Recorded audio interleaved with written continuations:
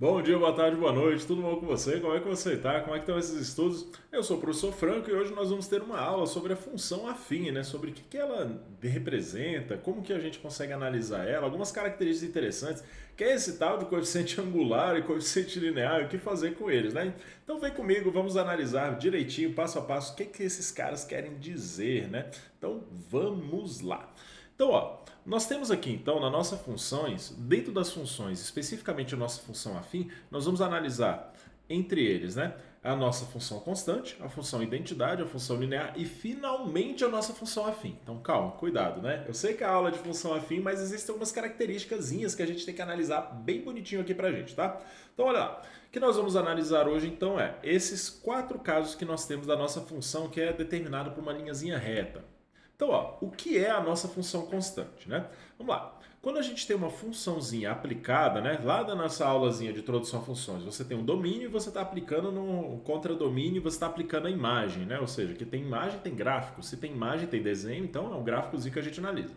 Uma aplicação de f dos números reais e reais recebe o nome de função constante quando cada elemento do x associa sempre o mesmo elemento de c pertencente ao zero. Parece complicado na hora que você lê, né? Mas não é não. Quer dizer o seguinte, ó, que todo valor de x que você jogar nessa função sempre vai ter o mesmo valor. Então, ó, é como se a gente tivesse. Deixa eu pegar minha canetinha aqui. Como se a gente tivesse o seguinte, ó. Para qualquer valor da função de x, sempre o valor é c. Então, ó, nós temos aqui esse pontinho. Quando x é zero, o valor é c. Se eu tiver aqui o número 2, ele vai lá e vai encontrar o nosso y, c também. Se eu tiver o 3 aqui, né? Então, ó, ele vai encontrar e vai sempre ser c. Independente do valor, nós sempre teremos o nosso valor dessa constante c. O gráfico dessa função constante, ela é uma reta paralela ao eixo x, passando sempre pelo nosso ponto, né? O nosso pontinho aqui, ó, 0 e c. Então, ó, esse daqui é o nosso ponto de encontro. Então, isso é importante, né? Quando a gente for analisar a nossa função afim. Esse carinha, ele é interessante. Então, quer dizer que esse ponto constantezinho ali, ele é sempre um encontro com o eixo y. A gente vai chamar ele de eixo das ordenadas, tá bom? E a nossa imagem é sempre o nosso c. Perfeito, né? Então, todos os y possíveis são somente o c. Então, um exemplozinho que eu tenho aqui para você. Ó. Quando o nosso y é igual a 3, o que acontece? Se o nosso y é igual a 3 aqui, a gente tem então, para esses casos, o nosso c é 3. Quer dizer que todos os valores possíveis de x tem que ser igual a 3. Perfeito. Então a gente analisa isso. Quer dizer então que até para os negativos, e se eu tiver aqui menos 2, Franco? Perfeito, vai ser 3 também, independente do valor. É a mesma coisa acontece, ó. E se o nosso y for menos 1? Então, ó, nosso casozinho bem aqui, ó. Tá vendo? Ó, tá logo abaixo do eixo, esse carinha. Se ele está logo abaixo do eixo, então quer dizer que a sua função constante, ela basicamente vai ficar fazendo ó, várias retas paralelas, paralelíssimas as minhas retas, né? Mas só para você ter ideia, várias retas paralelas que nós temos então no nosso plano cartesiano. Perfeito, beleza. O que é a nossa função identidade?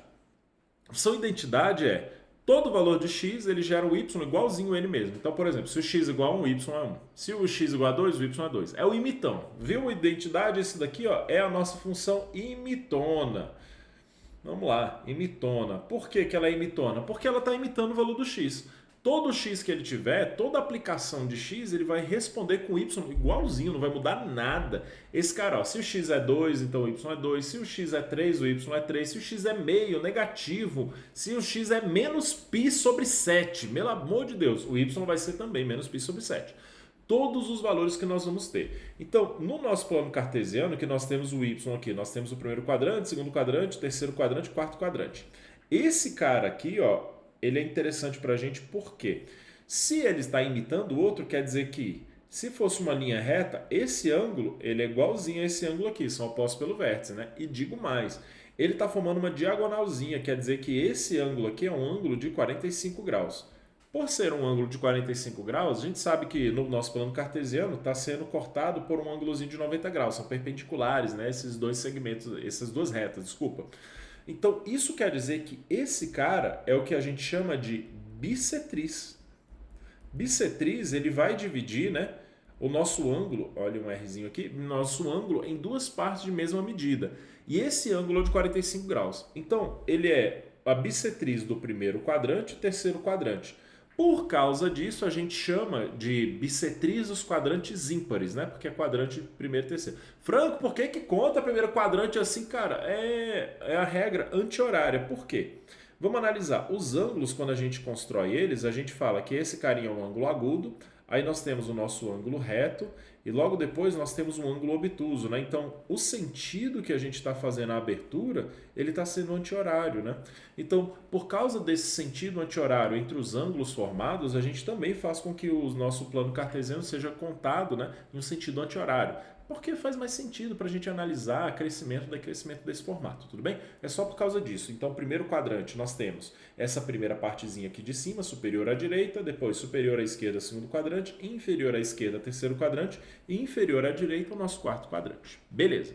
E a nossa imagem, ela vai ser interessante. Ó. Como todo x está imitando o y, o que acontece? Se ele imita, o nosso domínio já são os números reais. Se ele está imitando, quem é o imitão? É a nossa imagem, né? Então a função identidade, ela imitou em tudo, né? Imitou o nosso domínio, o nosso conta-domínio, nossa imagem, imitou todo mundo, né? Beleza. Aí nós temos a nossa função linear. Vamos lá. Aí as coisas começam a ficar interessantes, né? Quando nós temos uma função de R, recebe o nome dessa função linear quando cada elemento de x associa um elemento a x pertencente aos reais, em que a ele é diferente de zero de um número real dado. Isso é, vamos lá, vamos só analisar com você aqui assim, né? A nossa função identidade, a imitona atrás, ela é um caso específico da função linear. Por quê? E se esse ângulo aqui não for um ângulozinho de 45 graus? Quer dizer que eu não posso garantir que todos os valores são iguais. Então, digamos aqui que, por exemplo, ó, eu tenha a metade, né? Metade. A minha função, ó, minha função de x, ela é a metade de x. Então, em vez de ser uma imitona, ela vai ser uma metadinha de x. Quer dizer que quando nosso x é 1, vai ser meio. Quando nosso x é 2, vai ser 1. Quando nosso x é 3, vai ser 1,5 e assim por diante, né? Então, sempre a metade que nós temos aqui do nosso par ordenado, né? Nossa coordenadazinha. Então, nós temos que ter cuidado. Mas a nossa imagem continua sendo os números reais, tá bom? Então, ó, um exemplozinho que a gente tem é essa funçãozinha. Mas a gente pode colocar aqui, ó, que a nossa f de x, por exemplo, é a 2x. Como que a gente determina e a gente visualiza de uma maneira fácil, simples, né, uma função linear? Quando o nosso coeficiente c, ou seja, esse carinha aqui, a nossa constante, ele sempre vai passar pelo zero. Passou pela origem, né, que é o nosso ponto 0 e 0, isso daqui já é um indicativo que seja linear. Caso ela seja linear, ela pode ser identidade ou não. Ou linear aqui assim, que nem a gente viu, ó, nossa identidade, ó, certinha ali, ó, formando de 45 graus e tal. Aqui não, aqui já ela é bem linear, ela não depende de nenhum coeficientezinho que está sendo somado. Beleza, identificamos que ela é linear desse formatozinho. Pode ser negativo também, porque quando ela é negativa, ela vai parecer decrescente, tá? A gente vai analisar isso um pouquinho, né? Na nossa função afim, então, principalmente, nós temos essas duas condições. Ela tem um pedaço de função constante, ela tem um pedaço de função linear. Então, o que acontece? Pra gente, então, ó, vou até tirar aqui, ó, vamos lá. Uma aplicação de RE recebe um nome, né, de função afim quando, né, cada x pertencente aos nossos respectivos reais associa sempre o mesmo elemento A mais B pertencente aos reais. Ou seja, é sempre essa aplicação. Você lembra lá na aulinha de relação e função? Sempre quando você está aplicando o mesmo valor respectivo para cada um deles, nós vamos ter então que isso pertence aos reais.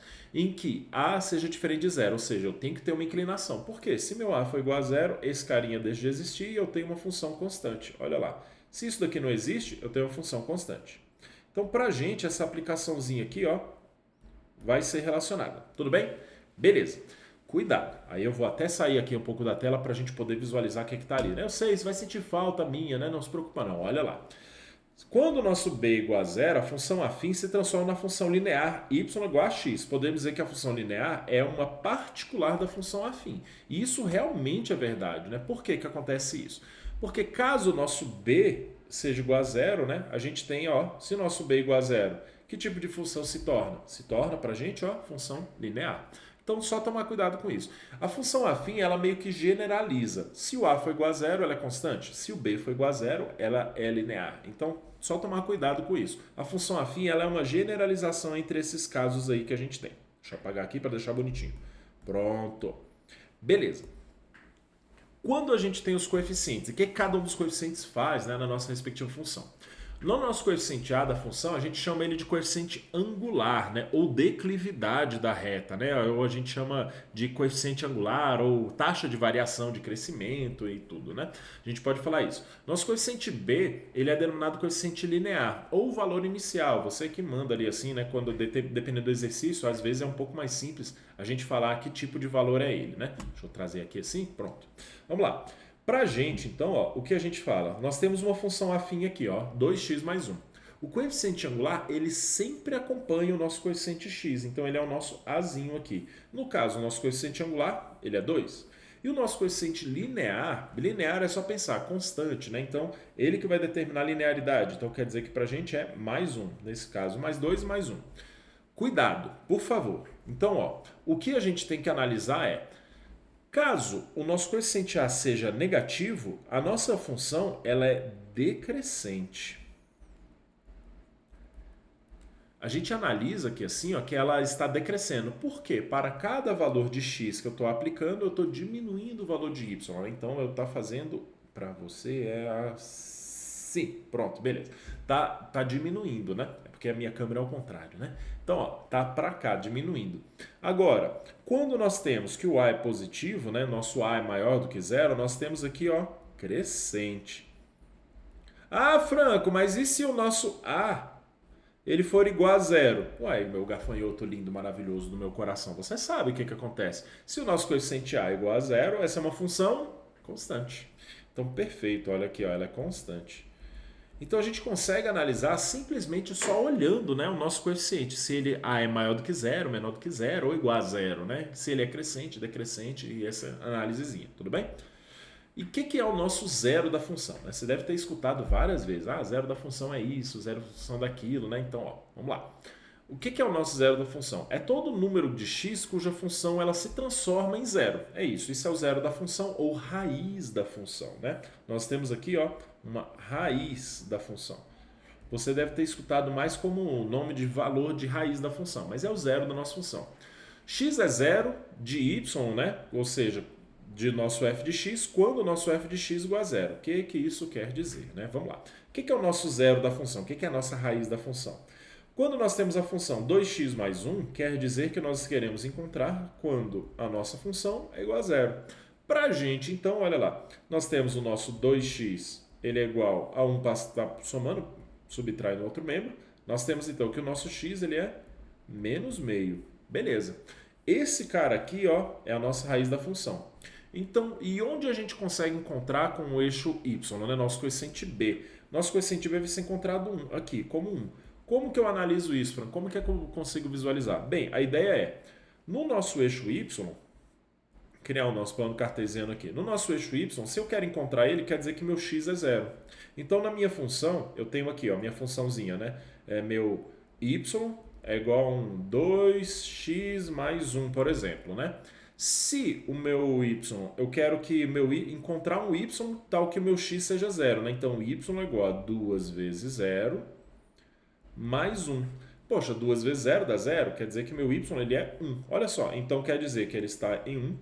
A gente sabe que a minha função ela é uma função crescente. E ela vai encontrar, o que é encontrar a raiz? É encontrar onde a gente encontra com o nosso eixo x, né? Nosso eixo x das abscissas e das ordenadas o nosso y. Então quer dizer que ele passa por esses dois pontos de forma crescente, então o nosso gráfico é mais ou menos isso daqui. É claro, né, que você piscou e eu já fiz o gráfico melhor aqui, assim, olha só, claro que eu não vou fazer assim, né? Só que nesse caso aqui, a minha função, né, eu só vou substituir aqui por menos 1. Vamos lá, vamos fazer mais um exemplozinho aqui para a gente poder chegar nesse respectivo gráfico, olha lá. Se nós temos a nossa função f de x ela é igual a 2x menos 1, então para a gente, né, por exemplo, né, eu quero encontrar a raiz. Qual é o zero, a raiz da minha função? O que eu tenho que fazer? Igualar a zero.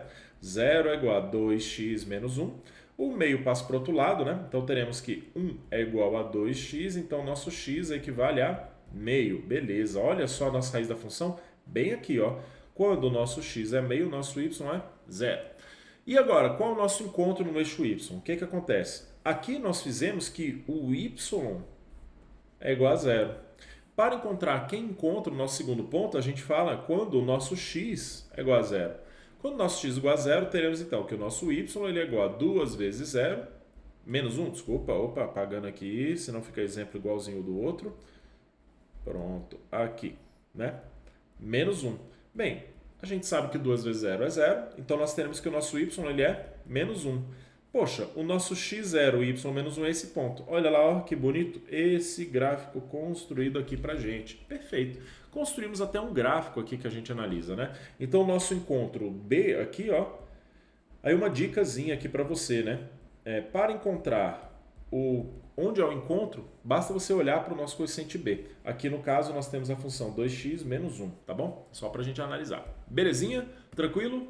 Função afim é algo bem rapidinho da gente poder analisar, né? Ela é bem simples, só temos 2 coeficientes de análise e a gente consegue representar eles com uma certa qualidade, né? Para fazer esses processos. Na aula de hoje, então, nós vimos aqui como funciona, né, a nossa função afim, como que são esses respectivos coeficientes que a gente analisa, né? Quem é o nosso coeficiente angular, quem é o nosso coeficiente linear, quem é uma função linear, quem é uma função constante, quem é a função afim, né? E finalmente a identidade que a gente tem representado por ela. Então na aula de hoje a gente deu um compiladozinho aí sobre essa função. Eu sou o professor Franco e a gente se acompanha nessa partezinha de funções também. Nos encontramos na próxima aula. Tchau, tchau.